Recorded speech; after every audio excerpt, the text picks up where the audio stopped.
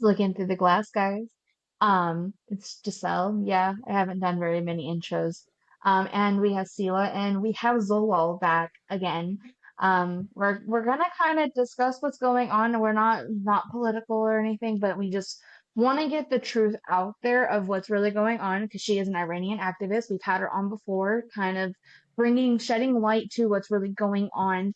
And then things kind of just happened.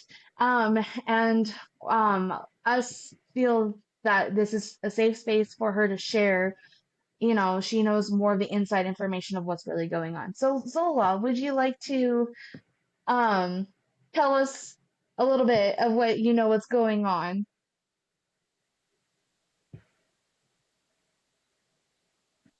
Well, first of all, it's a Okay. pleasure to be with you guys again. And today, as we are speaking, it is day 38 of the war. Um, as we all know, I mean, the situation on the ground is very critical. War, I mean, has consequences, right? And that is something that I think can't Absolutely. be um denied. Um, but the reality is that the people of Iran are in a very critical situation because they are stuck in between both a war but also a brutal regime. And just in the last week, unfortunately, we've seen the execution of 10 political prisoners. So, actually, six political prisoners and four of the protesters from January who have been executed. And when you look at their ages, they're like 18, 19, 23, um, you know, like the Sorry for your youth of losses. Iran. And the regime is trying to send a message this way. Their message is clear, I think, to the people of Iran. And I think it also has a message for the international community if they look. Um, the Yeah. regime is actually clarifying that what it fears most. What it fears most is the Iranian people. Because at the end of the day, the Mhm. Iranian regime knows that with foreign intervention and war, with bombs over the head, they're not going to be overthrown. It will weaken the Mhm. regime, but it's not going to be overthrown. But what will Yeah. overthrow this regime is the people of Iran. And that's why, unfortunately, every single day there has been execution. And it's doing it like one by one, two by two, to be able to mm, have that effect and impact, I guess, in a way. And Psychological warfare at that cycle, point. yeah. And this is, at a time that you're in the midst of a war, but you still, make a point to have these executions, and especially it started actually in mid March. Actually, three other protesters were also executed just like 2 weeks ago. So the Persian New Year started from March 20th. Since March 20th, it's been 10 political prisoners and protesters. But if you add the ones that were killed right before the start of the Persian New Year, like 2 days before the Persian New Year, they had three people executed. And when you looked at their, innocent faces, really, 19-year-old, 18-year-old, 17 years, these are the ages that the regime is executing. And for us, it's in a way, a repetition of something that we've experienced in the past, both in Hmm. 1981 and also in the 1988 massacre. If you look at the situation, there are a lot of parallels. 1988, right at the end of the Iran-Iraq War, the regime had the massacre of the 30,000 political prisoners. Right now, they feel they need something like that to be able to pull out of this war once this war comes to an end. And they're starting already. So that is the current situation. But um, I would like Can I to, ask you something? yeah, go ahead.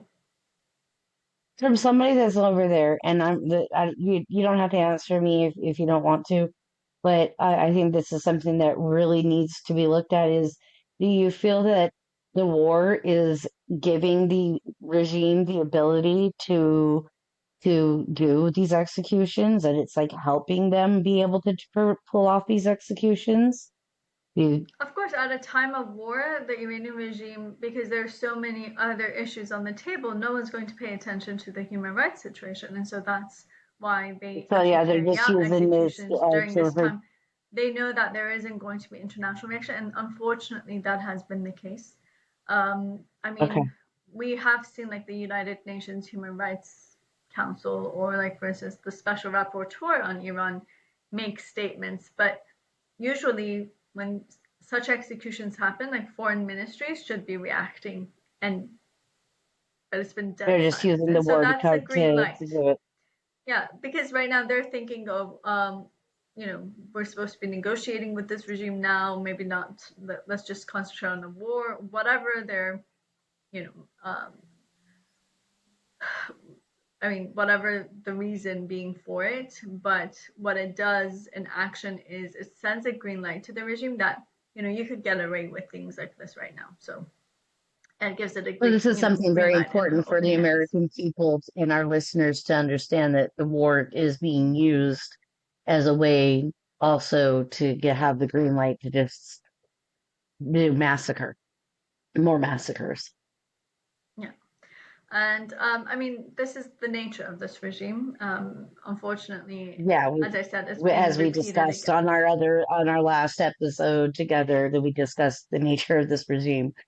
So, but Yeah. I'm sorry, I didn't mean to cut you off. I No, just no, no. wanted to ask you that because I think that that's something that we need to really, the people, American people and other people out there that need to really understand that this war is being used to kill and to massacre the Iranian activists. Yeah. And that is why, like for instance, the Iranian community in the past week, they have gone they have done so many things to try to bring international attention to these executions, and asking their the governments, foreign governments, to have some kind of a reaction to these things. And the regime is also using another thing. They usually do this too. They usually use whenever there is holidays in the West, it's a good time to have executions because people are on vacation. They're not going to Nobody's paying cover. attention. Yeah, Well, exactly. and over here in America, we are fully aware that our media and what we're being fed is completely controlled. Like I know I'm fully aware. You know, there, a lot of us are fully aware that what we're being told is absolutely not what's actually happening and what's going on out there. That's why one of the other reasons why we wanted video back on is because of we want to get the truth out there. So you were right in the middle of saying something and I interrupted you and I apologize. Do you remember Oh, what it was? no, it's fine. I think, as I said right now, I mean, this is the situation that the people of Iran are stuck between, having both the war and, you know, the casualties of war, and, the situation that they're living under. I mean, you can imagine, just the last time we spoke, I was talking about how, uh, you know, difficult the situation is in Iran right now for people, even like just critical situation it is from whatever aspect that you look at it.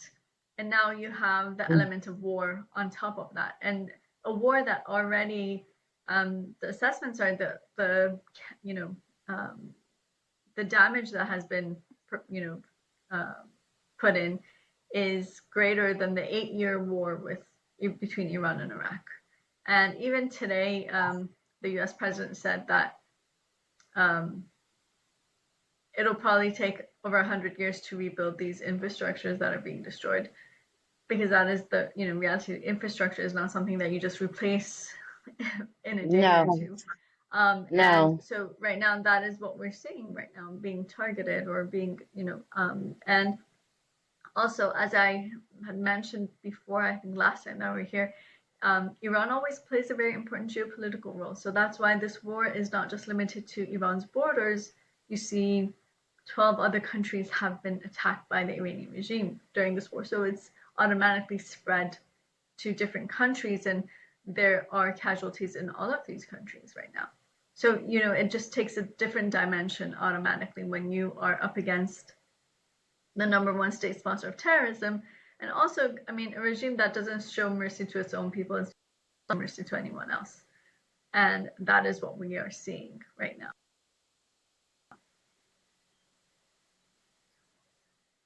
So I don't know if we lost you. It froze up for a second, but Yeah, we I lost. hear you guys. Okay. Okay. I wanted to ask, and like she said, you don't have to answer this. When the bombing started happening, there was a lot of confusion with our mass media. And I just, like I said, I like getting the truth out there. People were confused on if people were celebrating the death or if they were mourning the death Well, I could tell you this of that that regime. I could tell you this that no one mourned the death of Khamenei. That is a reality because Khamenei, I mean, he has the crimes he has. Oh, yep. It Hold stopped on, you recording. stopped recording.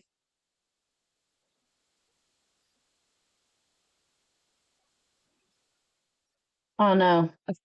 Of course, when I get her to answer the fucking truth, Right? I know that we're still recording, but I don't care. I don't care because that's something I wanted We to were have people arguing. We hear. were arguing with others Yes, about is that he wasn't mourned. Nobody was in the streets mourning. This man killed over, this regime killed over, what was it, 540,000 children? something like that, and it's Oh, now having it's not issues with letting her back citizens.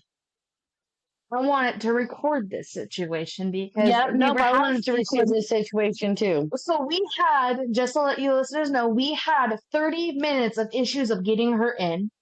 And then we started recording. She's been having some technical difficulties. And now that we're starting to get the truth, because we want, like we said, we want the truth. We're not political, but we wanted, there's something that's just not being shared. And this is This getting goes way aside. beyond political. This goes in humanitarian. Exactly. This is their truth, people. This is their truth. We're not living over there. They are. So there's just somebody speaking their truth and having a voice for these people. I just wanted to put it out there. Absolutely. I don't care if we can't even get her back in or what. I hope we're going to continue trying. But 12 minutes in, the second Giselle asks, so what exactly were you guys mourning? Boom, shut her off and stop recording her. Do you think that's coincidental? Mm-mm, not me. I'm gonna pause. Okay, just gonna